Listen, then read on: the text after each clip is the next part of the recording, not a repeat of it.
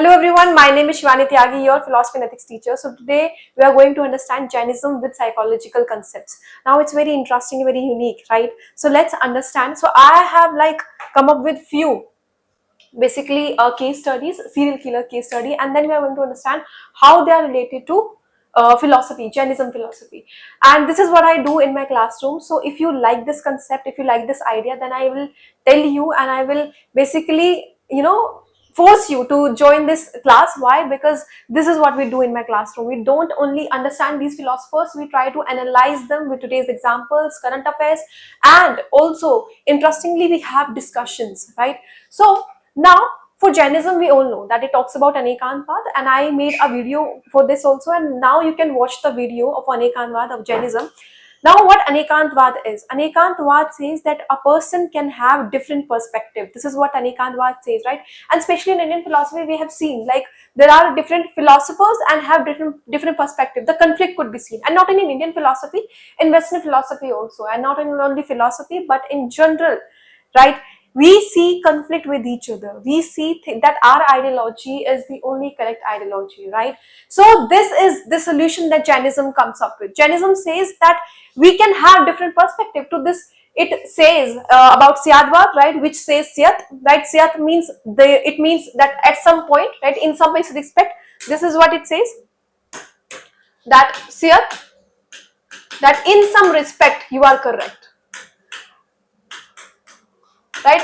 This is what Jainism says, that there are different perspectives to one thing, and to this it gives an example of elephant, that there are 6 blind people and they are like standing in front of elephant and they were told to touch that elephant parts, and some says that it is rope, some say that it looks like a wall, some says it looks like a pillar, right? So they came with different perspective, and to this Jainism accepts all the perspectives, saying that one can have different perspectives. Well, this is what Syadvad, Anekantvad is. Now, there is this example that I come with. So, there is a person named with Andrew Chikatilo. So, what he does, he's a serial killer who kills so many people, and he was born in famine and war, and he faced hunger, humiliation, and poverty. So, we are trying to understand his background, his childhood, right? What he went through. So, whatever he did, right, later on, why he did that, what was the background he was coming up with, right? So whenever you are reading any philosopher, whenever you are reading any person, make sure that you are understanding his history as well, because as a person, as a philosopher, you should know what they went through while being in that basically cause and effect era, right? So make sure that you are reading it. As one philosopher Hegel said, that history is, it's basically a step towards revolution. So make sure that you are reading each and every part of a person. Next, he was a teacher but developed violent sexual urges, killed women and children across USSR. So more than 50 people he killed, and he claimed he could not control his impulses. So he used to target vulnerable people and he used to kill them, and he used to target places, especially public places, and Spotify people, his targets, and then he used to kill them, and before that he used to exploit them sexually, right? So these were the things that he used to do. Now, where and how Anekantvad is related in this story? So Anekantvad says that there are many-sided truths. Now, what are the many-sided truths that you can see? You can write that in the comment section. Now, first, if we try to understand that Jainism says that no single view explains whole reality. Now, he got the punishment, right? But when a judge, he explained his verdict, so he only saw that he's a basically he's a criminal, right? But Jainism says that there are many sides to it. Now you may say that these are like justification that we are coming up with, but it is very important. Yes, what he did is wrong, right? But there are other reality also, and this but is not justifying, it's just explaining that how reality could be, how it could be differ, right? So let's explain and understand that society called him pure evil, right? And this is why he got the punishment. But Jain view sees many angles. What are those many angles? Psychological angle, that he had some issues, mind disorder was there, right? He was facing some trauma, some conflict was there, he might be facing some conflicts in his mind, and this is why basically his actions led to this, right? So this is psychological, right? Then another, we have social violence around him shaped him. Now, looking at the background that he is coming up with, he was a teacher, right? But then as we all know, that environment, influences us. So what background he was coming up with, right? That also matters. So this is what Jainism says, that society, how society is treating us, right? This is why we have so many rules and regulations, so that it could be balanced, right? So that fear could be there, right? So this is why might be the case, that violence around might have basically shaped him. What kind of people he was living with, what kind of thoughts they were generating, what kind of issues they were giving him up. So these were the things that we should also look up to. Next we have moral. Still responsible for choices. Whatever he did, if we look at Kant's view, right, whatever he did, right, he is responsible for his actions. Doesn't matter what he did, doesn't matter what the consequences were, doesn't matter what background he was coming up with.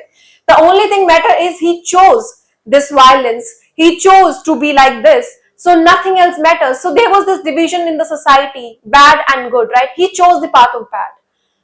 It's not that he wasn't able to differentiate it between them, right? He chose that path. This is what morality is. Then next, spiritual. Soul trapped in karma, as Jainism talks about that karma, which is about our actions, right? What kind of actions you are doing, right? It is also like that. So whatever he did, right, he is going to face actions according to that. Next we have legal. Punishment is necessary. He got punishment, right? For such and to balance such things in society, it is very much important that rules and regulations should be there. And with this, I remember Charvak theory, which Charvak says that there should be a society, right? There should be understanding where there is no requirement of rules and regulation. You should live in present, right? No past should be mentioned, no future should be mentioned. You should only think about today's life at this particular moment, right? And because he was focusing on materialism world, he was basically focusing on pleasureism, right?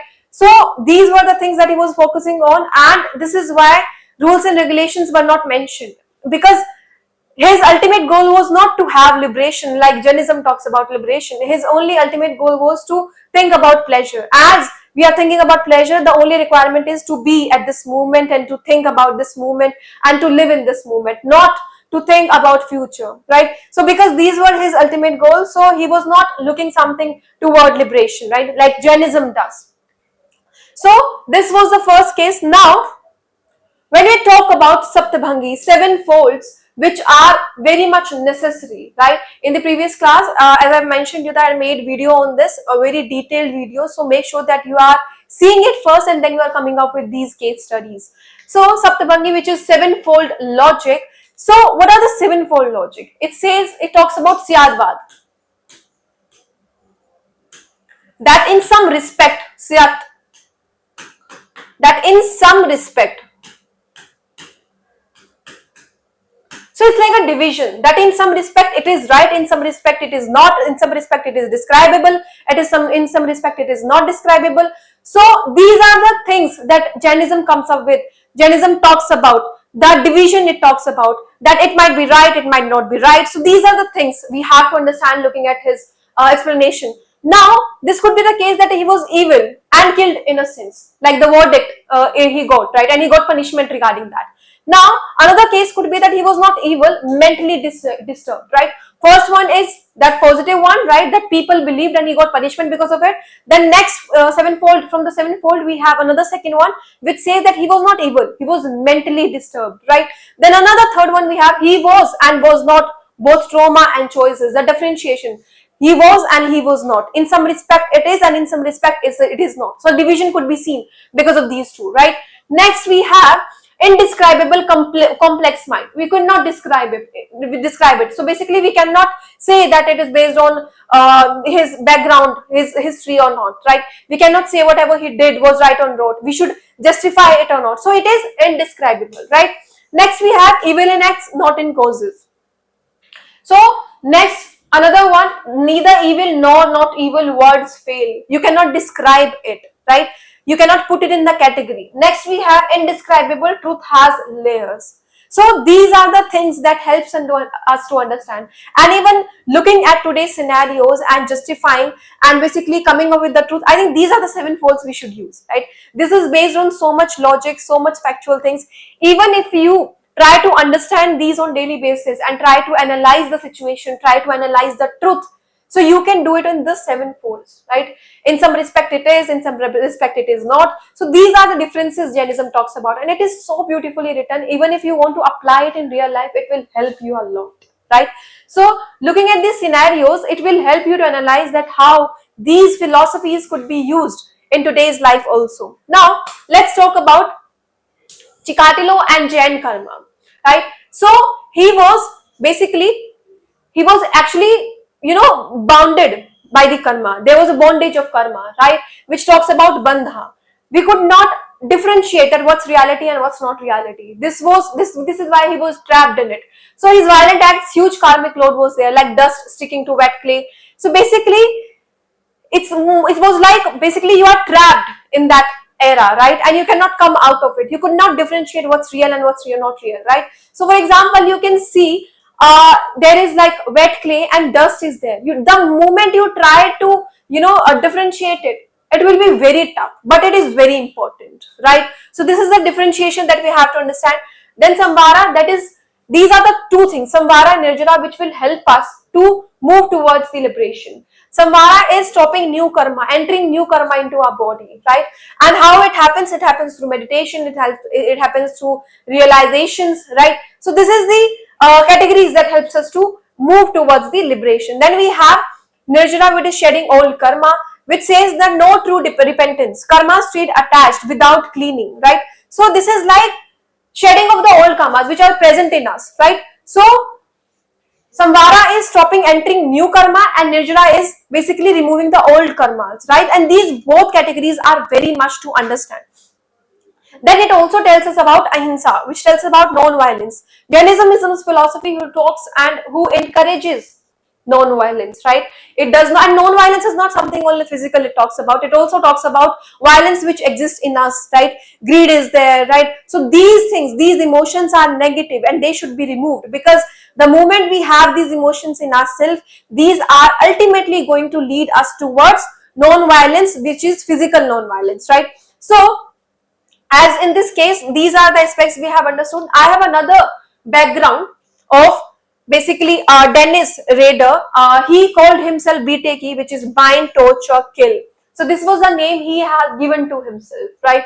So what he did, he was a normal man, a husband, a father, church leader, but he secretly killed people for years, enjoyed control and sent letters to police. So there was this another example which happened, I think in 2003 or 6 in something in basically Delhi only. So there was this man who used to send letters to Tihar jail, and he used to mock police, right? And this was a kind of showing dominance, telling people that I am in the authority, right? So he was caught via computer disk evidences. So there were different things people do to show dominance, right?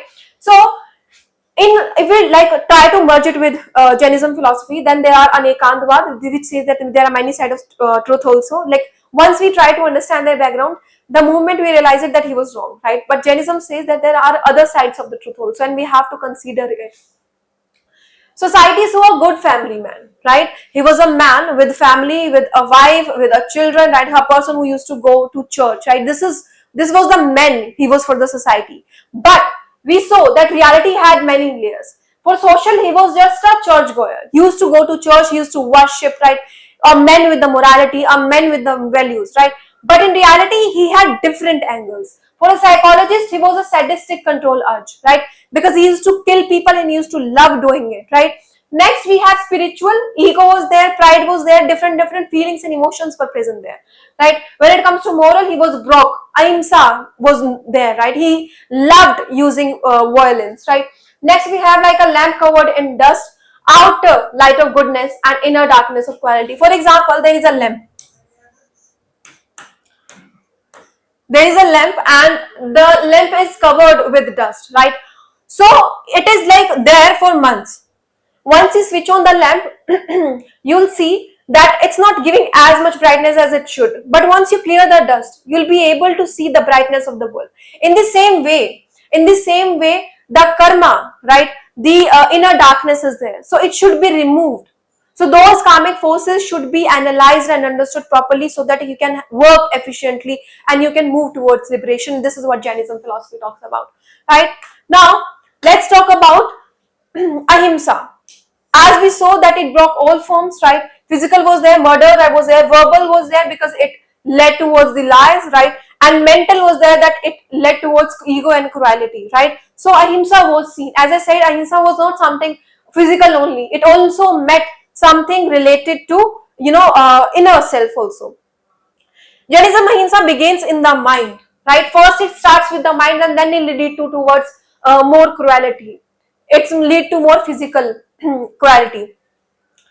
It says that even small anger can grow into violence. Control early through forgiveness of patience. This, though, we can, I think, see in today's life also, with the road rage, right?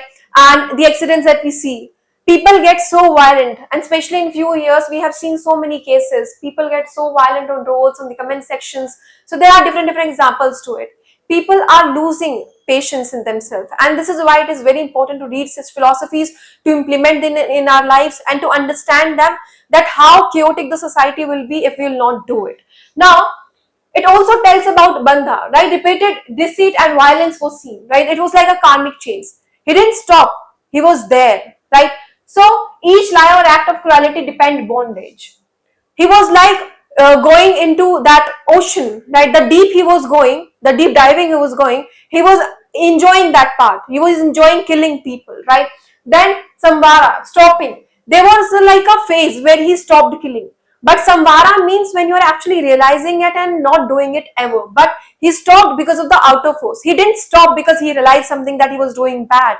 He stopped because he was feeling, basically, he was feeling that there's some outer force, basically rules and regulations that are made in the society, they made him to stop, not because he actually realized that he was doing wrong, right? Then talks about nirjana, which is shedding, right? He said sorry, but was the sorry meaning something? No, right? So basically, nirjana means when you are actually believing that yes, the old emotions, the old karmic forces that you have are wrong and it should be shedded. So that's nirjana, right? So this is the difference that these case studies tells us. So if you are liking these case studies and you love joining philosophy with real life examples, that I'll be waiting you for. Then I'll be waiting. If you like these examples and relating philosophies like this, then I'll be waiting for you in my class. Thank you.